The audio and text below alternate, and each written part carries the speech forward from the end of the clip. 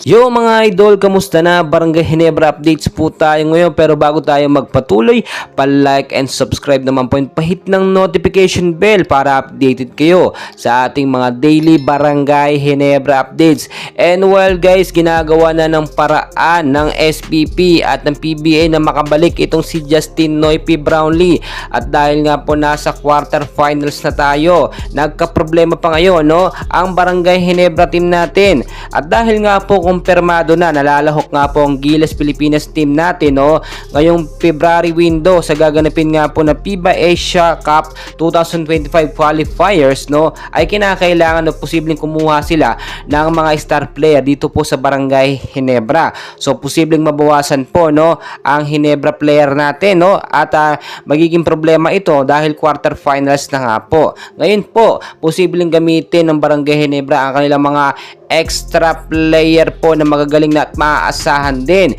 Pero ayon po sa ating nakuhang mga updates, posibleng si Justin Brownlee talaga ang makapaglaro ngayong quarterfinals at maihabol pa yung kanyang lineup dito sa Barangay Ginebra. Alam naman natin na malabo itong si Justin Brownlee dito sa FIBA Asia Cup dahil nga sa naging anti-doping test na issue niya, pero hindi malabo makapaglaro siya dito sa Barangay Ginebra sa PBA. Kung matatandaan po ninyo, tapos na yung 3-month suspension ni JB at ngayon po hihintayin na lang natin yung kanyang pagbabalik. Biglaan po yan, walang announcement po, bigla na lang natin makikita sa mga training at sa mga practice itong si Justin Brownlee. At dahil nga rin po kumpirmadong posibleng si Coach Tim ko ng kuhanin ng Gilas Pilipinas ay baka mabitawan or bitawan muna pansamantala ni Coach Tim itong si Scottie Thompson para hawakan nga po ang Barangay Ginebra ngayong playoffs, ngayong quarterfinals. Aalalayan na lang po siya. Masunurin naman po ang ating mga Barangay Ginebra players. Kung ano naman po sabihin ni Scottie Thompson ay sinusunod naman po ng mga Ginebra player natin, especially itong si Tony Bishop na import nga po. And as of now, patuloy at tuloy-tuloy talaga ang practice nga po ni Scottie.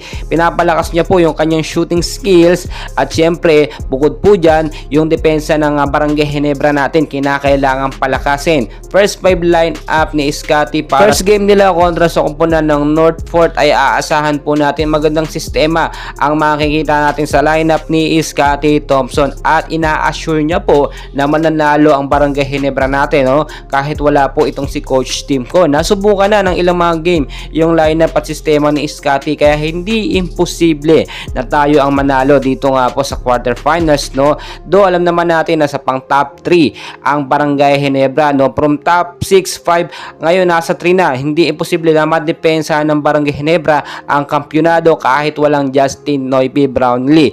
And well guys, patuloy ko po kayong i-update, and please don't forget naman po to like and subscribe for more PBA and Barangay Ginebra updates. Maraming salamat po sa inyong lahat.